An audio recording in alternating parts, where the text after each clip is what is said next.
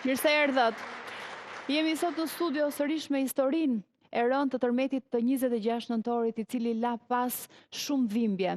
La shumë njerëz pa të dashurit e tyre, shumë familje pas tre, vërtet një tërmet i rënd edhe me një bilans tragjik. Data 26 nëntorit do të mbahet më gjatë nga të gjithë ne. S'do të harrohet praktikisht kur.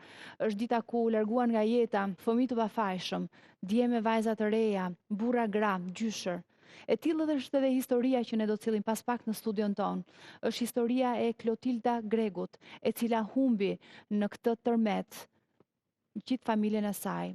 Bashkëshortin e saj, Sajmir Greku, dy prindrit e bashkëshortit të saj, pikërisht Pëllumbe Greku dhe Çelike Greku.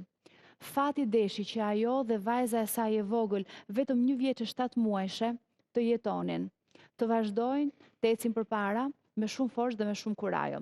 Si do të jetë edhe kjo intervistë tani që ne do zhvillojmë me të. Do duhet forcë, kurajo, sepse do të jetë një intervistë e vështirë. Klotilda, mirë se erdhe. Të falenderoj që je sot këtu në studio. Faleminderit ju. Të pyes si je, është pyetja më e parë që më vjen, e marr me mend që duhet jesh tmerrsisht keq, por besoj ti mbash, përpiqesh të mbash apo jo? Mbaj për vajzën time, më duhet të gjej forcën që të kujdesem për të, që të arris atë ashtu siç duhet të rritet një fëmijë me dashuri, me përkujdesje, me të gjitha të mirat që unë do të kem mundësi që të arris këtë vajzë. Unë do të sjell historinë që ne kemi përgatitur për ta përmbledhur dhe për ta kujtuar edhe një herë. Një nga historitë e shumta të këtij tërmeti tragjik, historia e humbjes së jetës së Sajmir Grekut dhe 2 prindërve të tij. Le ta ndjekim.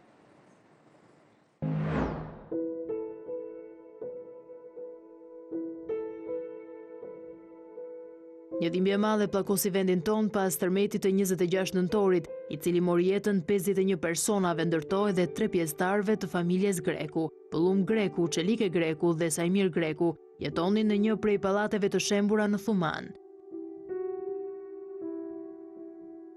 Çifti Pëllumbe dhe Çelike Greku nuk arritën dot të dilnin nga rënojat që shkaktoi tërmeti. Pas orëve të gjata poshtë pallatit të rrëzuar, ata u nxorën të pajet nga trupat e emergjencës.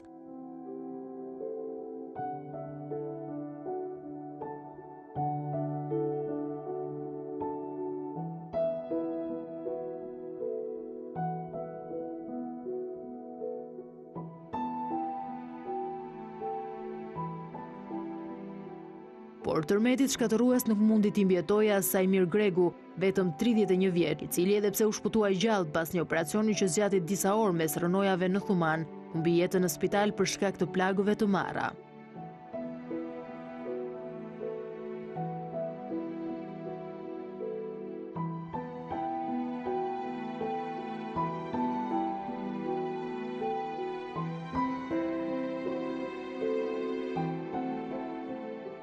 Nga familja Greku mundi të shpëtonte vetëm nusja e shtëpisë Klotilda dhe vajza e saj Klejsa, 1 vjeçe e 7 muajshe, pasi fati deshi që natën e 26 nëntorit të mos ishin në Thuman.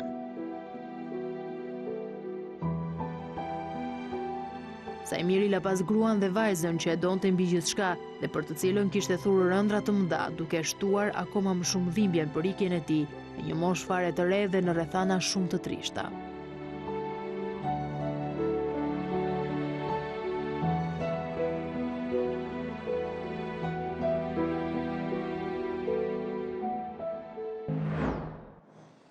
Kjo ishte historia e familjes suaj. Klotilda, atë natë ti në fakt nuk gjendeshe në shtëpi.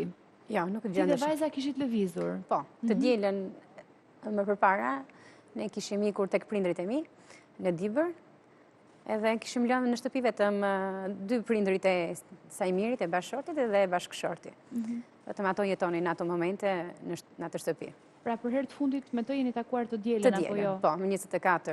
Keni shkëmbyer ndoshta edhe përshëndetjet e fundit. Po, atë ditë jemi takuar për herë të fundit, kemi bërë fotot e fundit të asaj dite, tek sa qëndronin prisnim që të largoheshin, sepse unë largova me fugon atë linjë, dhe ai më përcolli deri tek rruga që do të vinte fugoni.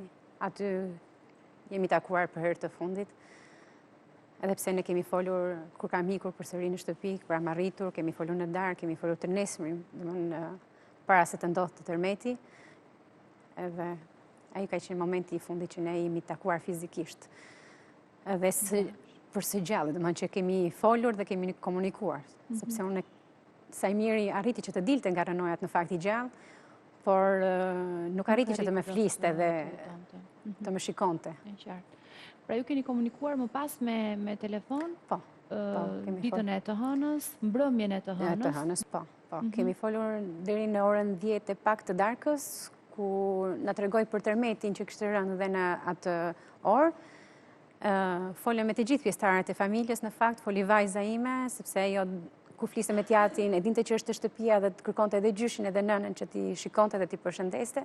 Ju tha natën e mirë në atë gjuhën e saj. Më pasu përshëndetëm dhe në të dy, sepse tha do të shtrihem, se jam I lodhur nga puna, edhe nuk folëm më për atë. Kjo ishte biseda e fundit që ne patëm. Duke pritur gjithmonë agimin e një dite të re për të filluar Patjetër dhe për të prisim që të agonte dhe ai të na merrte sërish në telefon, sepse kur shkonte në punë, edhe nëse ne nuk ishim zgjuar akoma, ai na merrte që të na thonte mirëmëngjes dhe të shikonte vajzën, edhe pse flinte gjumë, ai vetëm donte ta shikonte në gjumë ashtu siç ishte dhe e përkëdhelte me fjalët e tij që ishin të panumërta, çfarë I buronte nga zemra, ja thonte vajzës. Edhe kur unë I thoja që është në gjumë mos fol se do ta zgjosh, ai përsëri thotë vetëm ma tregon, vetëm ma tregon ta shikoj edhe pastaj përsëri fliste. S'ka gjë thotë se do të flej prapa, jo, ta shoh pak babin. Ai ra të flinte në pritje të një mëngjesi tjetër, I cili s'do të vinte kurrë. Ai mëngjes fatin e keq. Sepse natën pikërisht rreth orës 4 të datës 26 nëntor do të binte një tërmet I fuqishëm që do t'i merrte atij jetën, atij dhe dy prindërve të tij. Si kujton momentin e tërmetit? Ti e ke ndjerë vetë tërmetin? Ti ke qenë në Dibër? Po, është ndjerë, edhe në Dibër është ndjerë. Jemi zgjuar, familja ime që ishim atje, jemi zgjuar të gjithë. Kam kapur vajzën në dorë, sa e kam dëgjuar, sa e kam ndjerë, kam rrëmbyer vajzën direkt në krah. Por nuk lëvizëm nga vendi, nuk dolem jashtë, aty netëm, mbaroj dhe I shkruaj direkt, I shkruaj Sajmirit, I shkruaj në telefon, ra tërmet dhe këtu, që të lajmëroja sepse më tregoi për tërmetin orës 10 që kishte rënë atje. Edhe I thash ratërmet, por mesazhi nuk I shkoi në telefon. Thash, do t'je fikur telefoni dhe po qëndronim, ashtu të trembur edhe ne, po qëndronim ngritur. Vajza cila po qante nga që u trembë dhe ajo nga reagimi jon, edhe më telefonon kushërira e Sajmirit dhe më thotë që pallati I Xhaxhit është shembur, domethënë ku jetonte. Dhe thash, si është shembur? Po thash, shembur Karajigjithi.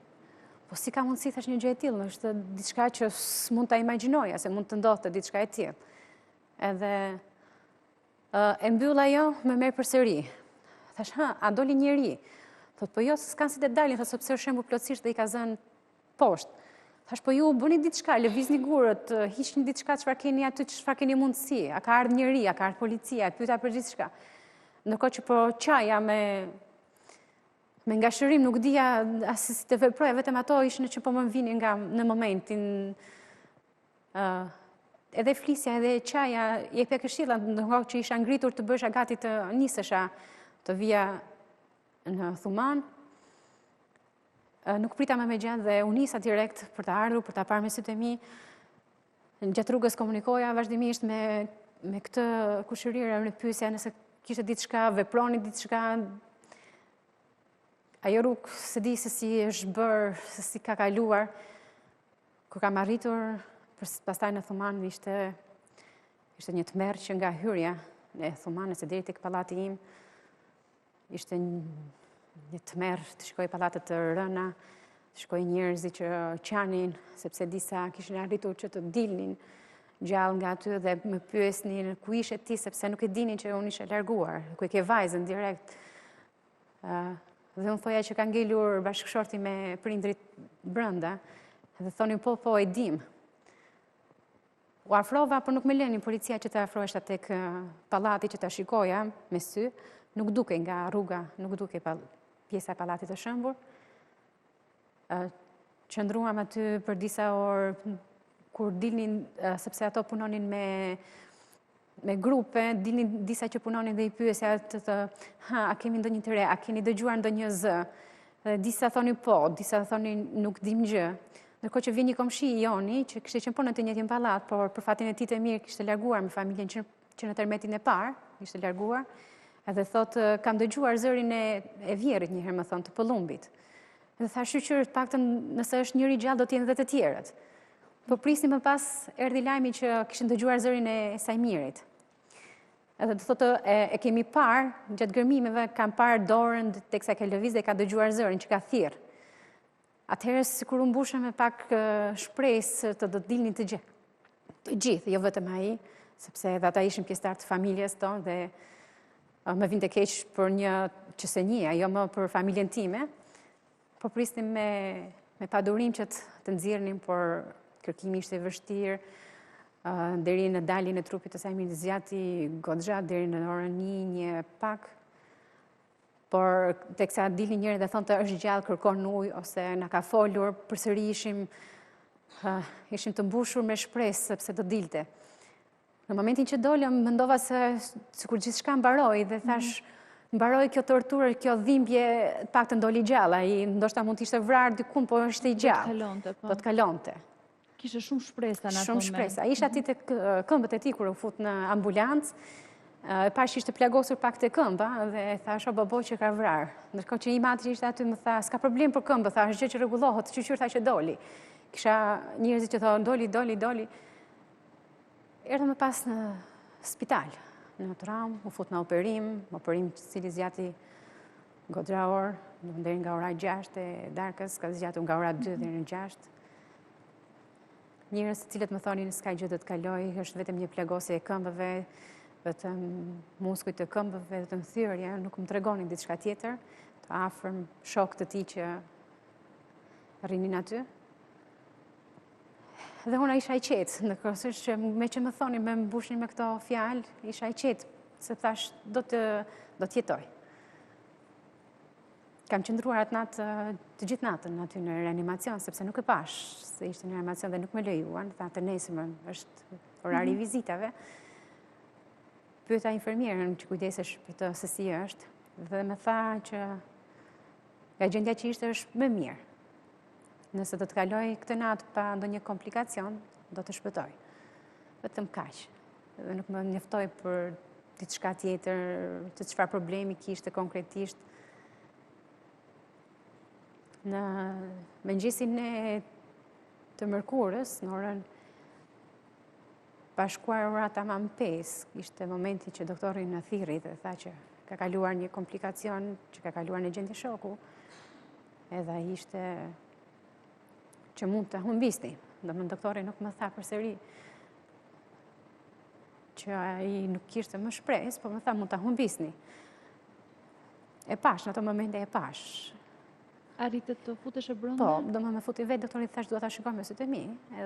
Se kishe parë që nga momenti i ambulancës u futa edhe një herë më përpara në reanimacion në fakt, arrita që të futem si fsheta, si të themi, duke përfituar nga hapja e derës edhe arrita që ta shikoj, ishte pa vetëdijshëm, nuk më pa, nuk më përgjigj. Vetëm i fola, edhe vetëm kthej kokën në anën tjetër, nuk e di nëse më dëgjoj, po vetëm e kthej kokën, ishte në gjumë, me maskën e oksigjenit në fytyrë edhe dola sepse nuk më lejonin më që të qëndroja më afër tij. Por i kërkove mjekut, doktori që të futesh edhe një herë? Po, e kërkova në momentin që doktori më njoftoi që është përkeqësuar. Pas lajmit të komplikacionit, apo jo? Po, pas lajmit të komplikacionit. U futa në reanimacion, unë ku doktorin takova në korridor dhe isha afër derës ku ndodhej. Edhe u futa, në ato momente u futa e pash, atëherë kishte ndryshuar, fytyra e tij ishte krejtësisht tjetër, ishte nxirë dhe kishte aparatura shumë të tjera, ishte. Domethënë dukej që nga fytyra që gjendja e tij nuk ishte e mirë fare. Nuk zgjati shumë, pastaj që doktorët lajmëruan që ndroi jetë, nuk më lajmëruan mua, po lajmëruan të afërm, babain tim në fakt edhe një kushëri.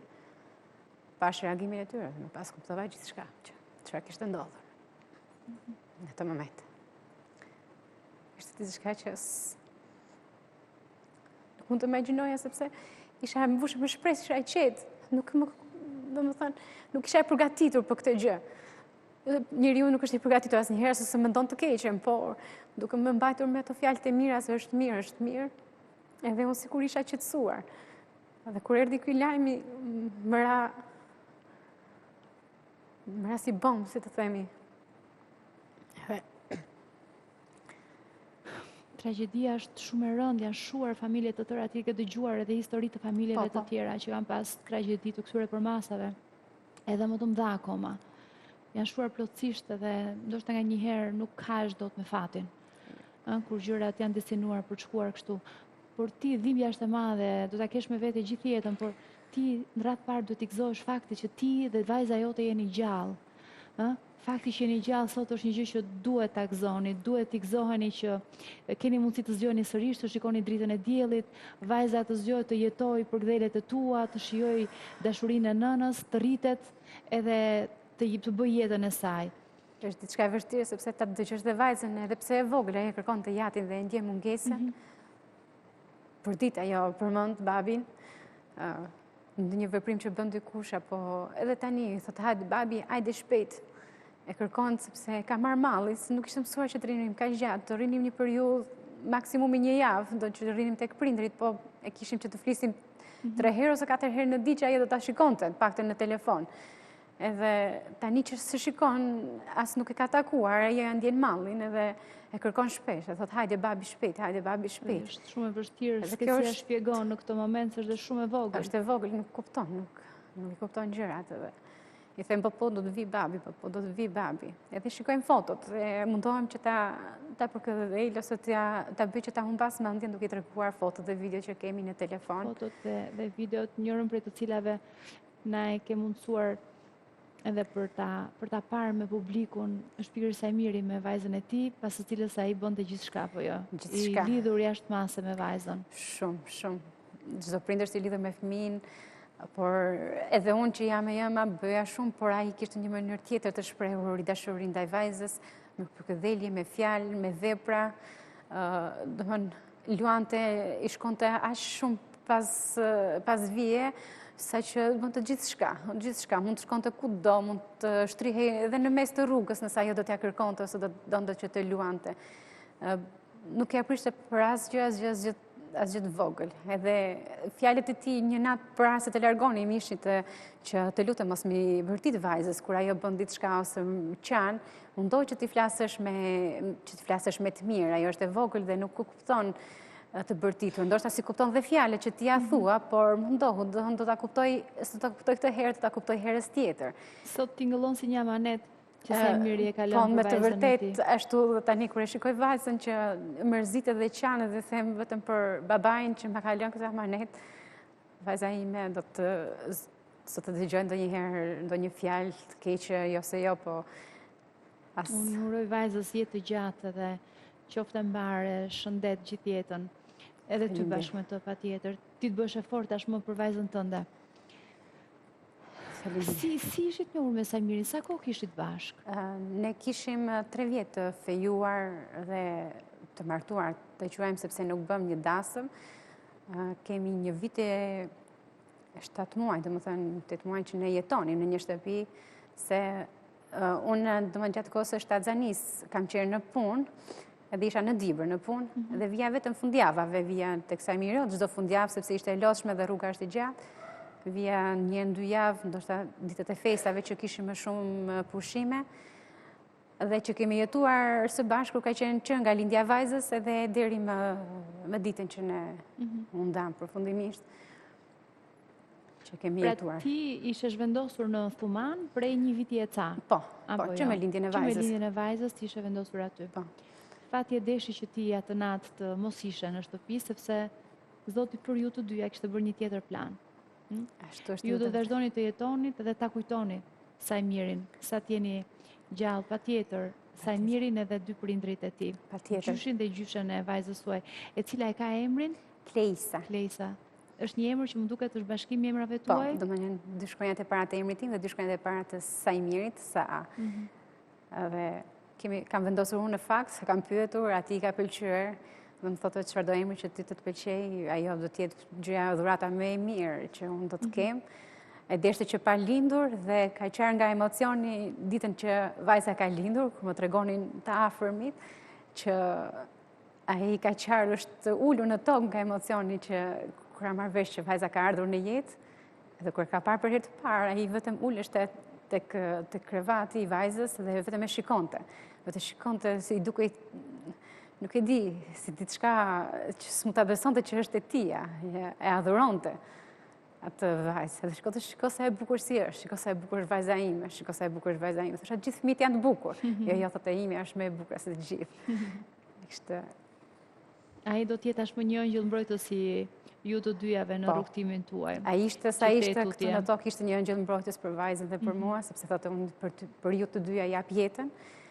Edhe patjetër që do të jetë një ëngjëll mbrojtës edhe atje ku është tani, nga lart. Klotilda, kam një pyetje në lidhje me ndërtesën ku ju banonit, me pallatin ku banonit në Thuman. Ai ka qenë një pallat gjithashtu i prekur nga tërmeti 21 shtatorit, apo jo? 21 shtator të këtij grupi viti. inspektorësh më herët për të vlerësuar dëmet e tërmetit të 21 shtatorit aty? Ky pallat është i dëmtuar më saktë në vitin që kaloi, në 2018-ën. Atëherës ka pësuar dëmet më të mëdha, kur unë dhe vajza kemi qenë brenda në shtëpi, në atë të vetme, kur ka rënë tërmeti dhe ka pësuar goxha, prishje, plasaritje të mureve, pothuajse në të gjithë shtëpinë.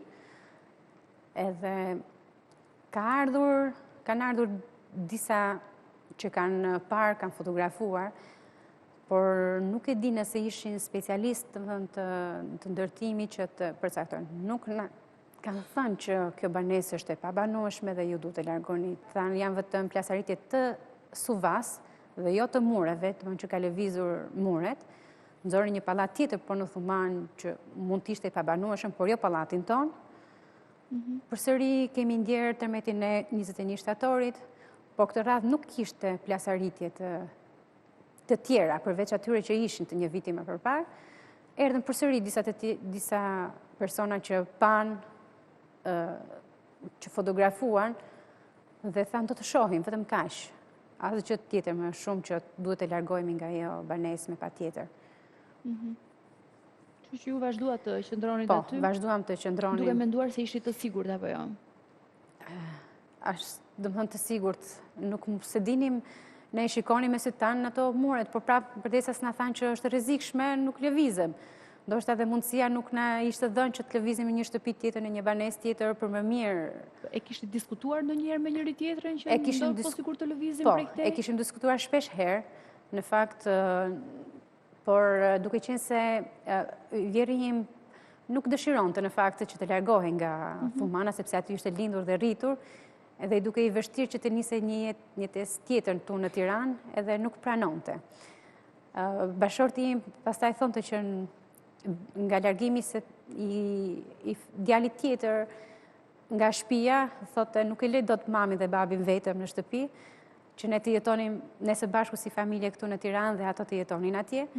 Nuk e pranonte këtë gjë sepse ishte lidhur shumë edhe ai me prindrit e tij dhe nuk mund t'i lë vetëm ata në këtë moshë tani që janë, jo se ishin të vjetër sepse 57 vjeç ishin të dy, por thotë kanë nevojë për vajzën që të kenë nëpër shtëpi, kanë nevojë për kujdesje, për dashurinë e... Askujt si shkonte mendja që mund të ndodhte një tragjedi e tillë sigurisht. Askujt. Se beson kurrë, veç në momentin kur e sheh dhe kam përshtypjen që ky është një mësim shumë i madh, me një kosto shumë të lartë, por një mësim shumë i madh për gjithë shqiptarët apo jo? Po, kur shikojnë që jeta e tyre është diku tjetër më e mirë, për familjen e tyre duhet të veprojnë më mirë, të marrësh një rrezik, se sa të rrezikosh në këtë mënyrë si rrezikuan ata. Aktualisht je në punë, Klotilda? Jo, që pas lindjes së vajzës që kam marrë raportin në punë, nuk jam më, edhe pse kam kërkuar punë tani në Thuman, jo më në Dibër, në Thuman në zonën e Krujës, nuk jam punësuar deri më tani, nuk ka ardhur një përgjigje pozitive. Dhe jam pa punë. Aktualisht je zhvendosur tek prindrit e tu apo jo në Dibër? Po, sepse nuk është se kam njëri tjetër, tani ajo familje që ne ishim, jetonim bashk, nuk është më asnjëri. Banesa nuk është jo se jo. Edhe vëllai, po i Sajmiri që ishte larguar disa muaj më parë nga shtëpia, u rikthye sërish për këtë fatkeqësi që na ndodhi, që të ishte në momentet e fundit me prindrit dhe me vllajin. Edhe ai është i pastre tani, jeton tek të afërmit që ka këtu në Tiranë, edhe nuk kemi asnjëri as tjetri, nuk kemi ndonjë stret tani që të jetojmë aty ku ne kishim shtëpi. përveç familjes time, nuk besoj se do të gjej ngrohtësinë e dikujt tjetër që të shndroja tek të afërmit. Megjithatë, ti je një nga familjet e prekura fort nga tërmeti. Kështu që besoj kanë filluar procedurat për sistemimin tënd në një apartament tjetër, diku tjetër, në një shtëpi. Në fakt, dje pata një takim me disa tek Ministria e Financave që na njoftuan për disa apartamente që ishin në një zonë të Shkozës, që ishin banesa sociale që do të jepeshin, por unë vetë nuk i kam parë ato banesa, nga ato që kishim parë, nuk është si ishte një ambient i përshtatshëm për një fëmijë ose për mua vetëm me një vajzë atje. Edhe nuk e di nëse do na ofrohen, ne duhet patjetër që të shkojmë atje, apo do të kemi një mundësi tjetër zgjidhje të një shtëpie tjetër. Edhe sepse është edhe një zonë që është larg nga pjesa tjetër të afërmeve ose dikujt tjetër. Atje vetëm me një vajzë nuk besoj që mund të jetoj. Të paktën të jem në një zonë që nëse një herë do të kem nevojë, unë t'i bëj telefonat dikujt edhe të më vi shpejt, jo në një zonë, sepse tani jam e vetme, nuk është se kam dikë tjetër që të më ndihmoj. Vllai, mami dhe babi im do të vazhdojnë jetën e tyre në shtëpinë e tyre, nuk janë më afër meje. Bashkëshortin nuk e kam, po ashtu edhe i vllai i bashkëshortit do vazhdoj jetën me familjen e tij, sepse e ka familjen e tij. Edhe më duket një vend i vështirë që të them që do të pranoj që të jetoj në atë zonë. Tani nuk e di, të shohim, ato thanë që do ta rishikojmë edhe një herë, nuk është se më thanë që me detyrim du të shkoni me patjetër ose s'keni shtëpi tjetër. Kjo është e rëndësishme, pra duke parë kushtet tuajat më specifike, pikërisht që kërkon një sistemim tjetër. Ky është një sistemim provizor, besoj, apo jo? Në shtëpit që ishin atje, më thanë që nëse do të pranonin, do të ishin për gjithmonë. Do të strehoshin për gjithmonë, atje jo me qëra ose përkohësisht, të ishte për gjithmonë. Prandaj. Ti ndërkohë je edhe pa punë? Do doje të filloj një punë tani të periudhë apo si ende gati? Puna do të ishte ndoshta një terapi e mirë që të largoja ndoshta pak vëmendjen ose pak mendjen nga e gjitha kjo fatkeqësi, por pasi të isha sistemuar diku që dhe vajza të sistemoshte në një çerdhe, në një kopësht, sepse nuk kam tani ku ta lë, vajzën është akoma shumë e vogël që ajo të shkojë në kopësht, duhet të jetë në një çerdhe. Edhe ndoshta nuk mund të them që nesër pas nesër do të vazhdoj punë, sepse akoma nuk e kam marrë veten, akoma po më duket si një ëndër e gjitha kjo. Por do doja se së shpejti të isha në një punë për veten që të ashtu, por edhe për vajzën që të vazhdon të jetë, të kishte të paktën disa gjëra në vi, sepse fëmijët rriten, kanë kërkesat e tyre, kanë nevojat e tyre që duhet t'i plotësojmë patjetër. Në këtë situatë, pas gjithë kësaj ngjarje që ka ndodhur, në një situatë ende udhkryqi për ty, ende nuk ka marrë një drejtim, edhe zgjidhja e situatës tënde, dukesh një grua e fortë, edhe kur rrefen, ku e gjen forcën edhe kurajon? Në fakt, kur dëgjoja histori të tilla, edhe thoja, kur i shikoja, fakt me sytë e mi që ishin të fortë, edhe thoja si ka mundësi që ato të kenë kaq shumë, këtë humbje të madhe dhe të kenë të fortë. Kur e provova vetë, domethënë ka momente që nuk mendon asgjë për të marrë forcë edhe dhimbja, lotët të mbulojnë edhe të nuk pyet për asgjë, domethënë, por vjen një moment pastaj që shikon vajzën, shikon të afërmi që i ke afër që të mbështesi, edhe mendon që duhet të jetosh për vajzën, atëherës vetvetiu të vjen një forcë nga brenda që të forcon, sepse më mendje them, nuk dua që të jetoj me mendjen time, por Zoti ashtu siç ta jep ka këtë dhimbjen edhe të forcoka. Edhe thash, edhe vetë jam të çuditur nga kjo gjë që si jam kaq e fortë edhe se si e kam përballuar, sepse kam përballuar të gjithën. Thash, nga momenti që kam qëndruar, ka dalur nga spitali, kam lënë qëndruar tek reanimacioni deri në momentin që pasi moment s'kam lëvizur nga karrikja aty, gjatë natës kisha 24 orë që s'flija, kam shoqëruar bashkëshortin më pas në të gjitha etapat, sepse s'kishte asnjëri tjetër të afërm të vetin aty dhe isha vetëm unë isha afërm ja atij. Dhe jam detyruar, si të thuash, të bëj më fort edhe që ta përcjell atë ashtu siç të meritonte. Domethënë deri tek banesa e fundit. Domethënë, në asnjë moment unë nuk jam shkëputur nga bashkëshorti, edhe pse se shikoja, edhe pse tani më nuk kishte jetë, unë kam shkuar në çdo etapë, domethënë në çdo pjesë që ai duhet të shkonte, procedurat e të gjitha kam qëndruar pranë dhe kam përballuar të gjitha. Duhet t'jesh kështu sepse është vajza jote që kërkon t'jesh e tillë apo jo? Duhet bësh efort për të. Për vajzën dhe në ato momente u bëra efort edhe për të që nevojë gjithë jetën për ty në mënyrë të jashtëzakonshme, sepse do t'i bësh edhe nënë edhe baba.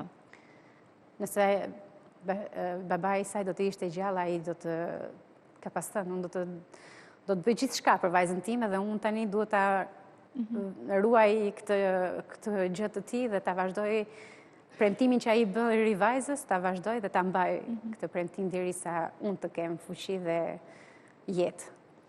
Kjo është videoja e fundit që Sajmiri ka regjistruar me vajzën e vet. Është kjo videoja e fundit? Po, ka qenë që ti e ke sjell me ne? Është këtë verë. E kujtoj? Kemi dalë në një qendër tregtare dhe po pini një kafe aty. Dhe e shikon si e lejon vajzën të bëjë çfarë të doj.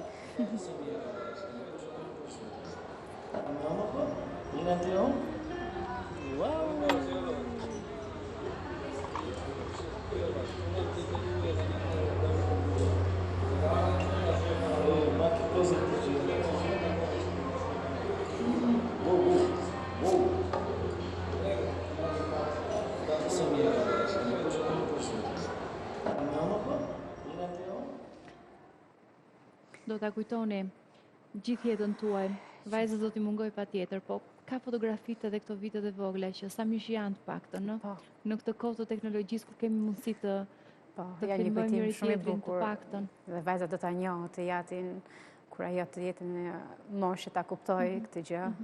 Unë do t'ja tregoj gjithmonë, edhe tani që është e vogël, do t'ja tregoj fotot dhe videot e tjatit, edhe besoj se do ta harroj ndonjëherë, edhe ajo ndoshta do ta ndjej akoma më shumë mungesën e tij kur të shikoj ato video, por ajo duhet ta njohë patjetër tjatin e saj.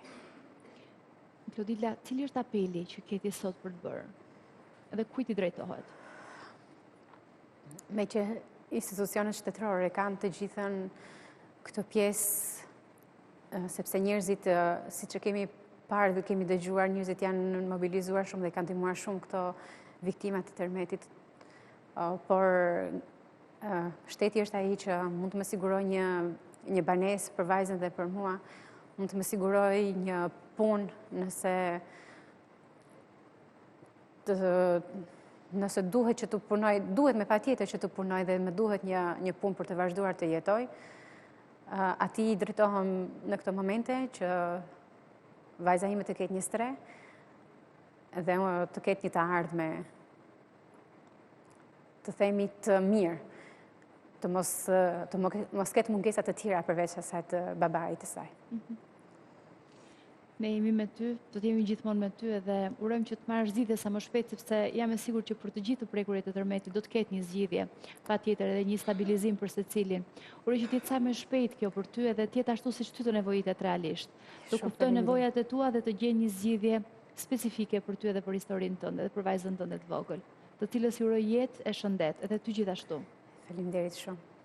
Të falenderoj që ishe sot në studio në këtë intervistë. Faleminderit që na dha mundësi të paktën të bëjmë një apel ose ndoshta do të gjejmë ndonjë zgjidhje tek institucionet shtetërore, do ta dëgjojnë këtë thirrje si për mua ashtu edhe për të gjithë familjet e prekur.